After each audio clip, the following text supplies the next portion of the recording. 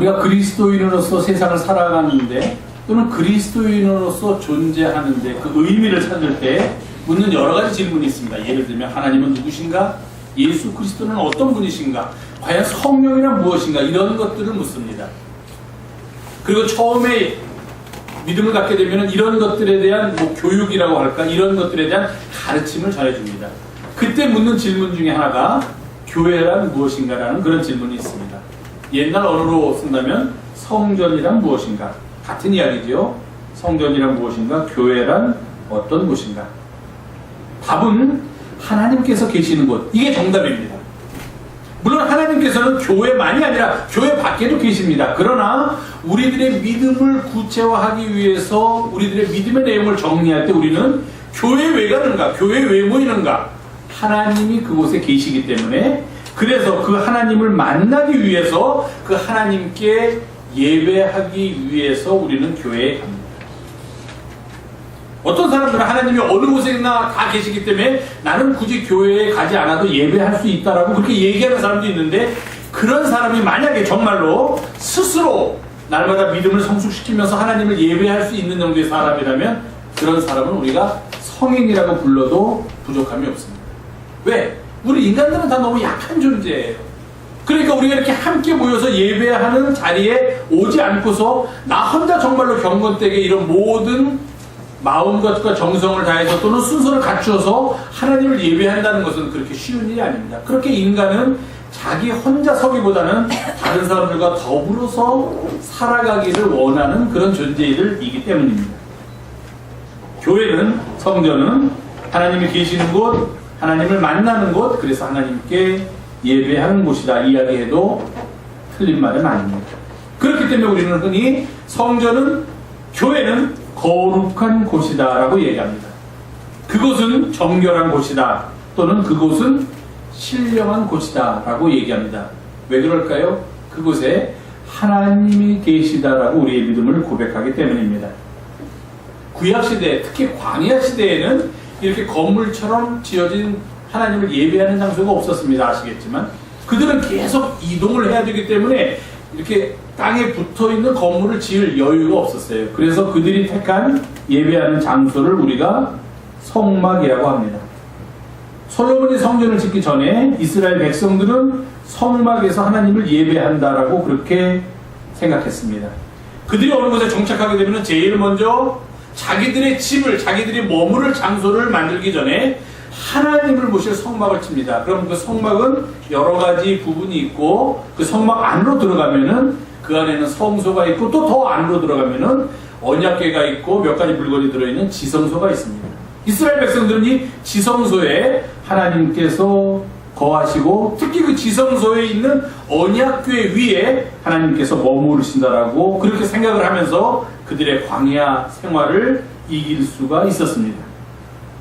그러다 이제 그들이 가나안 땅에 들어가서 정착을 하게 되고 솔로몬이라는 왕이 성전을 건축한 후에는 이스라엘 백성들은 어떻게 생각하느냐면 하나님께서는 저 성전 안에 계시다 이렇게 생각을 했습니다. 솔로몬이 성전을 짓고 하나님께 성전을 봉헌하는 그런 예배와 기도 속에서 하나님께서 솔로몬에게 나타나셔서 그렇게 말씀하셨기 때문입니다. 이제부터는 내가 이곳에 머무르겠다. 나의 눈과 나의 마음을 내가 이곳에 두겠다. 그렇게 성전에 대해서 말씀하셨기 때문에 그 뒤로 이스라엘 백성들은 솔로몬이 지은 성전, 그 성전 안에, 예루살렘 성전 안에 하나님께서 머물러 계신다 이렇게 생각했습니다. 하나님이 계시는 곳 하면 성전, 이런 도식이 성립했다는 것입니다. 이런 생각 때문에 대부분의 사람들은 성전 또는 교회 하면은 일단은 눈에 보이는 건물 또는 눈에 보이는 구조물을 생각하게 됐습니다.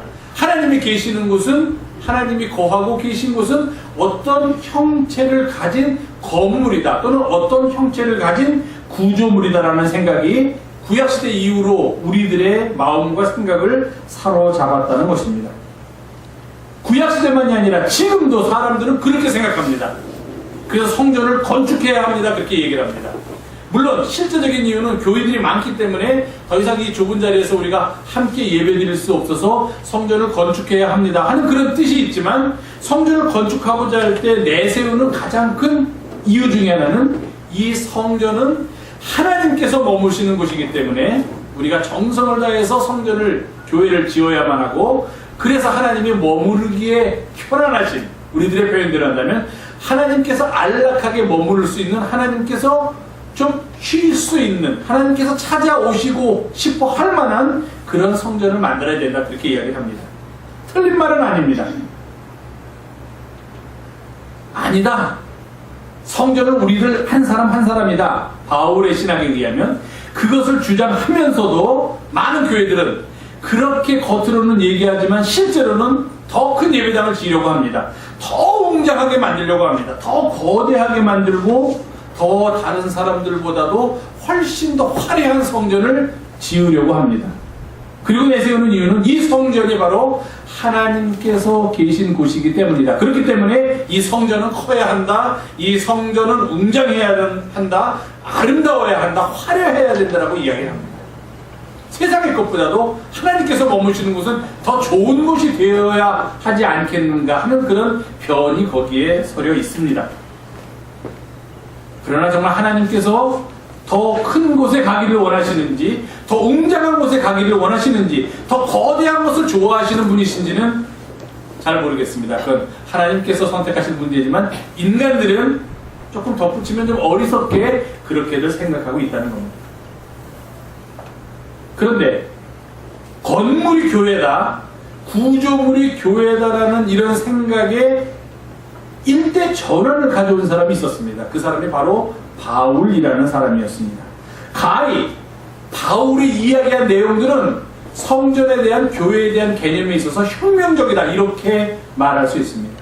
바울 이전까지는 다 성전, 교회 하면은 이런 구조물을 생각하는 게 대부분이었습니다. 설령 그게 아니고 다른 무엇인가, 내 마음이 성전이 아니겠는가, 또는 내 삶이 성전이 아니겠는가 하는 생각을 갖는 사람도 없지 않았지만, 그러한 생각을 구체화해서 그렇구나, 성전이 반드시 건물을 의미하는 것만은 아니구나라는 생각을 갖도록 만들어준 사람은 역시 바울이었습니다. 성전에 대해서 새로운 의미를 가르쳐준 사람, 그가 바울입니다. 그에 의하면, 그가 쓴 많은 서신에 의하면 교회는 이제 더 이상 눈으로 보이는 건물이 아니다 하는 것입니다. 우리가 하나님을 만나기 위해서 비를 피하고 볕을 피하기 위해서 이런 건물이 필요하기는 하지만 이 건물 자체에 의미가 있는 것은 아니다라는 게 바울의 신학이며 바울의 사고였습니다. 그는 건물이 중요한 것이 아니라 그 건물에 모여서 하나님을 예배하고 하나님을 섬기고 있는 그 교회 공동체, 그 공동체를 구성하고 있는 한 사람 한 사람이야말로 바로 그들이 하나님의 성전이고 하나님의 교회다, 이렇게 이야기를 했던 것입니다. 눈에 보이는 웅장하고 아주 거대한 이런 건물에서 하나님의 임재를 경험하고 하나님께 예배하는 것이 아니라, 이 예배에 참석한 우리 한 사람 한 사람이 다 하나님의 성전이며 동시에 우리들이 각각 연결해서 함께 이룩한 이 신앙 공동체야말로 진정으로 하나님께서 기뻐하시고 하나님께서 머무르시는 하나님의 성전, 하나님의 교회다라는 것이 바울의 주장이었습니다. 그는 그래서 고린도전서 3장에서 이렇게 말하고 있습니다. 너희는 너희 자신이, 너희들의 몸이 하나님의 성전인 것과 하나님의 성령이 바로 하나님의 성전인 너희 안에 거하는 것을, 계시는 것을 알지 못하느냐? 누구든지 하나님의 성전인 너희 자신을 더럽히면 하나님이 그 사람을 멸하시리라. 하나님의 성전은 거룩하니 너희도 그러하니라. 그렇게 말씀하셨던 것입니다. 우리 각 사람이다 하나님의 성전이라는 것입니다. 하나님의 성전이라는 말의 뜻은 그 안에 하나님께서 머무르신다 하는 그런 뜻입니다. 더 이상 눈으로 보이는 건물이나 구조물이 아니라 공동체의 모습, 그리고 이 공동체를 구성하고 있는 우리 각 사람이 다 하나님의 성전이라고 그런 이야기했던 것입니다. 그렇기 때문에 우리는 이렇게 말할 수가 있습니다. 우리 개개인이 바로 성전 교회이기 때문에 우리는 하나님께서 우리 안에 거하시도록 그렇게 준비해야 한다. 하나님의 영이 우리 안에 머물러 계실 수 있도록 그렇게 모든 조건을 갖추어야 한다. 그렇게 이야기를 해야만 합니다. 왜냐하면 우리가 하나님의 성전이면은 우리 안에 머물러 있어야 할 분은 바로 하나님이시기 때문입니다. 기억하시겠지만 저희가 이곳으로 교회를 이주하기 전에 이제 이곳에 있던 교회가 이사를 가고 그곳에 왔었습니다. 그랬더니 그 전에 있던 교회가 나간 뒤에는 아주 여기의 모습이 그러니까 우리가 예배를 드리기에 적합하지 않다라고 우리 모두가 느꼈습니다. 그래서 우리가 하나님께 예배를 드리기 위해 적합한 모습으로 이곳을 꾸며야겠다 하는 생각에 옆에 도배도 새로 하고 바닥도 새로 깔고 강단도 새로 만들고 의자도 새로 갖춰놓고 여러 가지 시설들을 했습니다. 왜냐하면 하나님께 예배할 만한 장소를 우리가 이곳에서 만들어야 되기 때문입니다. 그와 마찬가지입니다. 만약에 우리 한 사람 한 사람이 전부 다 하나님의 성전이라면 우리 자신들도 하나님께서 우리 안에 머물러 계실 수 있도록 하기 위하여 준비해야 한다는 것입니다. 그런 조건을 만들어야 된다는 것입니다. 교회를 만들면서 앞에 강대상도 있어야 됩니다. 상징적인 십자가도 있어야 됩니다. 마이크도 있어야 됩니다. 피아노도 있어야 됩니다. 의자도 있고 에어컨디션도 있어야 되고 여러 가지가 있어야 된다라고 우리가 생각하는 것처럼 그런 것들이 다 우리들 속에서 나와서 지금의 교회의 모습을 이루는 것처럼 우리 자신이 내가 바로 하나님의 성전이라면 하나님께서 어떻게 내 안에 머무를 수 있게 하겠는가 하는 그런 생각들을 하면서 살아야만 한다는 것입니다. 우리가 성전이 될 수 있는 이유를 오늘 에베소서에서 바울은 이렇게 말합니다. 우리는 성전인데 우리의 우리가 터를 우선 견고해야 합니다. 그 터가 무엇이냐? 사도와 선지자들의 터다 그렇게 얘기합니다. 바로 그들이 전한 복음의 내용입니다. 그리고 그 터를 견고히 하고 거기에 성전을 세울 때 가장 중요한 역할을 하면서 모퉁이돌이 되시는 분이 누구시냐면 바로 예수 그리스도라는 겁니다. 그렇게 해서 우리 각 사람 이게 개개인과 조직으로 개개인과 공동체로 확산되는 건데요. 개개인도 똑같이 한 사람 한 사람이 삶의 터가 사도와 선지자들의 터, 그리스도의 복음이 되고 가장 중요한 위치에는 예수 그리스도가 있으면서 내 자신이 하나님의 성전이 되고 또 그러한 하나님의 성전들이 이렇게 모여서 하나의 공동체적인 성전을 만들 때 거기도 역시 사도와 선지자들의 터 위에 예수 그리스도를 중심으로 삼고 교회를 세워가야만 한다는 것입니다. 자, 그리고서는 바울은 이렇게 말합니다. 우리 모두는 성령 안에서 하나님이 거하실 처소가 되기 위하여 그리스도 예수 안에서 함께 지어져 간다. 저는 이 에베소서 2장 22절의 말씀을 아주 좋아합니다. 제가 좋아하는 단어가 다 나와요. 하나님이 거하실 처소, 성령 안에서 함께 지어져 간다. 지어져 간다는 걸 저는 좋아합니다. 세상에 어떤 것도 완성된 것은 없습니다. 날마다 우리는 지어져 가야만 합니다.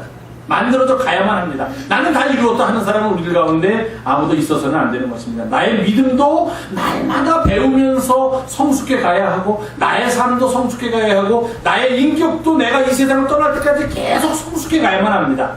내 인격 가지고 이제 더 이상 세상 사는데 불편함이 없다 하는 그 순간 우리는 잘못된 길로 가기가 쉽기 때문입니다. 지어져가는 존재가 우리입니다. 그런데 여기서 이렇게 합니다. 성령 안에서 하나님이 거하실 처소가 되기 위하여 그리스도 예수 안에서 함께 지어져간다. 자, 오늘 우리가 함께 나눌 이야기 하나님이 거하실 처소가 되어야 한다는 것입니다. 우리 안에 하나님께서 거하시도록 준비해야 한다는 것입니다. 다음 주에 저희 교회에서 이 주변에 있는 주민들을 초청해서 예배드리겠습니다. 제가 그렇게 얘기를 하면은 진짜 다음 주에 한다는 게 아니라 하면은 당장 이제 그럼 뭘 준비하지? 그럴 거예요. 뭘 준비하지 사람들이? 예배는 어떻게 드려야 되지? 우리 여성교회장님하고 사회봉사로 그럼 그분들 오시면은 점심 식사를 우리가 대접해야 되면 또 어떻게 해야 되지? 교회는 어떻게 좀 단장을 해놓지? 뭐 이런 것들을 우리가 생각해야 하듯이 하나님께서 우리 안에 거하시도록 하기 위해서 우리 자신이 하나님이 거하실 처소가 되기 위해서 우리가 준비해야 할 것이 많다는 것입니다. 뭘 준비해야 될까요? 무엇을 준비하시겠습니까? 뭘 하시겠어요? 제일 먼저 뭐 합니까? 손님 오실 때? 네? 청소해야 됩니다. 우리도 주님께서 오시게 하기 위해서 제일 먼저 해야 될 일이 청소입니다. 낡은 것들, 내 안에 있는 더러운 것들 다 내보내야만 합니다. 깨끗해져야만 주님께서 오실 수 있어요. 아니, 설령 더러워도 주님은 오실 겁니다. 그러나 그것은 우리가 주님을 받아들일 예의가 아니다는 거예요.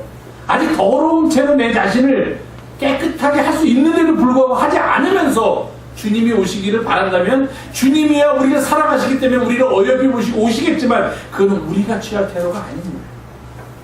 그래도 오시니까 오늘 끝나고 송원사님 댁 제가 신방 가려고 합니다. 괜찮겠습니까? 안 돼요? 목사가 신방 간다는데 안 된다는 우리 회장님 계시죠. 와도 상관없죠. 양말 좀 제가 보면 뭐라고 그러겠습니까?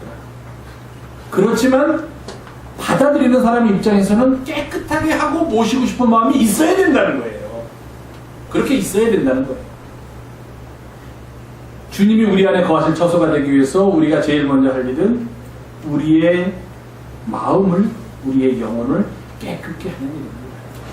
죄는 우리 자신이 깨끗게 할 수가 없습니다. 우리가 죄를 고백하면은 하나님께서 우리의 죄를 사해 주십니다. 그러나 우리를 정결케 하는 일은 우리가 노력하면 노력할수록 가능해지는 것입니다. 우리의 삶이 하나님 앞에서 기쁨이 되는 삶이 되도록 하기 위해서 우리가 부정한 것으로부터 멀어지고 잘못된 것으로부터 떠나고 불법을 행하는 자와 함께하지 않는다면 우리는 그만큼 더 정결해지고 깨끗해져서 주님을 맞을 준비를 할 수 있게 된다는 것입니다. 우리 안에 정한 마음을 지어야만 합니다. 깨끗하게 되기 위해서 내 안에 정한 마음이 창조되고 정직한 영이 새롭게 될 때 그때 우리는 기꺼이 주님 오시옵소서 언제든지 환영합니다. 이렇게 주님을 맞이할 수가 있게 된다는 것입니다. 주님이 우리 안에 거하시기 위해서 우리가 할 첫 번째는 깨끗해지는 겁니다. 두 번째는 에베소서에서 바울이 이렇게 말합니다. 하나님의 아들을 믿는 것과 아는 것에 하나가 되어 온전한 사람을 이루어 그리고 우리 모두가 그리스도의 장성한 분량이 충만한 데까지 이르도록 성장해야 한다. 그렇게 얘기를 합니다. 저는 이것을 두 번째로 우리의 마음이 커져야 한다. 이렇게 얘기합니다. 우리 안에 하나님의 아들을 아는 일과 하나님의 아들을 믿는 일과 하나님의 아들과 함께 살아가는 일들이 우리 안에 점점 더 많은 자리를 차지해야 된다는 것입니다. 세상의 염려와 세상의 근심과 세상의 일로 내 자신을 가득 채우는 것이 아니라 하나님의 아들을 아는 일로 가득 채워야만 합니다. 내 마음이 그 일로 인해서 점점 더 커져야만 합니다. 내 안에 내가 너무 많으면 당신은 쉴 곳을 얻지 못합니다. 조성모의 가시나무 새라는 노래의 가사입니다. 이제 어떤 사람은 이게 굉장히 크리스찬적인 노래다 해서 이제 당신이라는 단어에다가 주님을 넣어가지고서 이 노래를 만들려고 했는데 마찬가지입니다. 내 안에 내 것이 너무 많으면 주님이 내 안에 들어올 공간이 좁아집니다. 세상의 이치입니다. 내 것을 덜어내야만 그 자리에 주님이 들어올 수 있습니다. 주님을 맞아들이기 위해서 하나님이 거하실 처소가 되기 위해서 우리가 해야 될 일은 내 안에 주님을 아는 일과 주님을 믿는 마음들이 그런 능력들이 점점 커지도록 해야만 한다는 것입니다. 내 안이 깨끗해져야 되고 두 번째는 내 마음이 커져야만 합니다. 주님을 향하여 커져야만 합니다. 그래서 얼마까지 커져야 되냐? 그리스도의 장성한 분량이 충만한 데까지 자라라. 바울은 그렇게 권고합니다. 그렇습니다. 우리가 예수 그리스도와 같이 될 수는 없지만 예수 그리스도를 늘 바라보면서 그를 내 안에 담기 위해서 내 마음을 점점 더 그가 들어올 수 있을 정도로 내 마음을 키워라 이겁니다. 그렇죠? 예수님을 찾아왔던 니고데모처럼 아니 내가 장성했는데 어떻게 엄마 뱃속에 다시 들어갈 수가 있겠습니까? 맞는 말입니다. 예수 그리스도가 내 안에 들어오게 하기 위해서는 예수 그리스도가 들어올 수 있을 만한 공간을 내 안에 확보해야 한다는 것입니다. 아무 공간이나 예수 그리스도께서 들어오시는 게 아니죠. 하나님의 아들을 아는 일과 믿는 일에 우리가 하나가 되고 우리 자신이 온전한 사람을 이루어갈 때 우리의 마음은 예수 그리스도께서 들어오시기에 충분한 만큼 커질 수 있다는 것입니다. 그렇게 내 마음이 커질 때 하나님이 거하실 처소가 될 수 있습니다. 세 번째로 이렇게 권면합니다. 부르심을 받은 일에, 우리가 예수 그리스도 안에서 부르심을 받았습니다. 모두 그 부르심을 받은 일에 합당하게 행하며 모든 겸손과 온유로 하고 오래 참음으로 사랑 가운데서 서로 용납하고 서로 친절하게 대하십시오. 부드러워져야 돼요. 딱딱해서 각이 있으면요, 그 안에 들어가기가 쉬워요, 어려워요? 어렵죠. 각이 있으면은 보기는 좋을 줄이면 그 안에 뭐를 집어넣기가 어렵습니다. 부드럽게 자기 자신을 낮출 때, 자기 자신의 모습을 과감히 바꿀 수 있을 때, 그때 안을 채울 수 있는 것처럼 우리도 우리의 마음을 부드럽게 가져야 됩니다. 그리스도께서 어떤 모습으로 들어오시든지 그 모습을 다 받아들일 수 있어야 돼요. 내 생각과 틀이 딱 자리 잡고 있어서 주님 내 안에 오시고 싶거든 이 모습으로 변해서 오십시오 하면 못 오십니다. 내가 변해야 된다는 거예요. 내 안이 주님의 모습으로 마치 뽑기 할 때 뽑는 것처럼 예수님의 모습대로 내 안이 변해져서 부드럽게 돼야지 그 안에 예수님이 들어오지, 내가 가진 고집과 내가 가진 욕심과 내가 가진 탐욕을 가지고 그대로 있으면서 주님 여기에 맞춰가지고 오십시오 하면 주님께서 내 안에 거할 수가 없다는 겁니다. 그 일을 하는 게 겸손과 그 일을 하기 위해서 온유해야 되고 주님이 내 안에 거하고 내가 부드럽게 되기 위해서 오래 참아야 하고 서로 용납해야 되고 서로 친절해야 됩니다. 제일 어려운 게 제일 가까운 사람한테 이렇게 하는 게 제일 어려워요. 세상에서 제일 훌륭한 사람은 어떤 사람입니까? 가장 가까운 사람한테 칭찬받는 사람이 제일 훌륭한 사람입니다. 가족한테 칭찬받으면 제일 훌륭한 사람, 성인이에요. 가족한테 칭찬받기가 세상에서 제일 어려워요. 가까운 사람 그렇게 하세요. 사랑하는 아내한테, 사랑하는 남편한테, 사랑하는 자녀들에게 그렇게 하세요. 겸손과 온유, 오래 참음으로 서로 용납하고 서로 친절하게. 아이 뭐 가족이 무슨 친절은 무슨 가족이 나 뜨겁구만 그러지 마세요. 가족한테도 다정하게 하시고 가족한테도 친절하게 하시고 저는 그렇게 생각해요. 우리가 남 대하듯이 가족을 대하면 집에서 문제 생길 게 없다고 생각합니다. 남한테서는 그렇게 잘 보이려고 그러면서 왜 가족한테는 험하게 하는 걸 당연하다고 생각하십니까? 그러지 마세요. 부드러워져야 됩니다. 예수 그리스도께서 내 안에 들어와야겠는데, 그러면 내 안이 부드러워서 예수께서 어떤 모습을 하든지 내 안에 들어갈 수 있어야 되는데, 내가 이미 내 고집을 딱 갖고 있으면 못 들어와야 되는, 하나님이 거실 처소가 되기 위해서 첫 번째로 깨끗해야 되고, 두 번째로 마음이 커져야 되고, 들어오실 수 있을 만큼 내 마음이 예수님만큼 커져야 되고, 세 번째는 예수 그리스도께서 어떤 모습으로 들어오든지 들어오실 수 있게 내 마음이 부드럽게 움직일 수 있어야 됩니다. 그리고 마지막으로는 모든 기도와 간구를 하되 항상 성령 안에서 기도하고 이를 위하여 깨어 구하기를 항상 힘쓰며 여러 성도들을 위하여 기도하라. 그리고 여러 성도들을 위하여 기도하라. 그렇게 기도 왜 하십니까? 복 받으라고 하세요? 아니에요. 기도 왜 하십니까? 대박 날리고 기도하세요? 하지 마세요. 그러면 제발. 기도 아무리 해도 대박 안 납니다. 그건 속임수예요. 기도하면 대박 난다는 건 속임수예요. 기도는요, 내 삶의 깊이를 아주 깊게 하기 위해서 하는 게 기도예요. 그냥 얕은 그냥 세상에 그냥 그런 풍파 조금만 해도 그냥 이렇게 움직이고 막 이런 삶이 아니라 저 깊은 곳에 뿌리를 내리고 주님만을 바라보는 삶을 살기 위해서 하는 게 기도예요. 이 세상의 문제를 해결하기 위해서 하는 게 기도가 아니에요. 그렇게 기도를 하고 내가 열심히 주님을 섬기면서 주님의 말씀대로 살았더니 세상의 문제가 해결되었더라. 이렇게 고백하는 게 그리스도인이지, 세상의 문제를 해결하기 위해서 나는 기도한다. 아닙니다.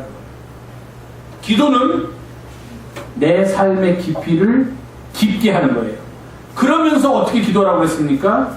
성도를 위하여 기도하라. 내 삶의 깊이가 깊어지면서 내 삶의 너비가 넓어지게 하는 것, 그것이 바로 기도입니다. 그런 삶을 살아요. 내 삶의 깊이가 깊어지고 내가 너무 얕은 삶을 살면요, 주님이 들어오실래도 아이고 이제 들어가봤자 별 볼일 없겠구나 하고 못 들어오실 수도 있다는 얘기예요. 깊이 편안하게 들어오실 수 있습니다. 주님 아무 염려 마십시오 하기 위해서 하는 게 내 삶의 깊이를 깊게 하는 거. 어떤 사람 만나면 그렇죠. 야, 저 사람은 뭐 인격이 대단해. 뭐가 삶에 뭐가 있는 것 같아. 그럼 좀 사람이 좀 뭐가 있는 것 같아. 이런 얘기가 들어야 되는 거예요. 저 사람은 뭔가 괜찮은 것 같아.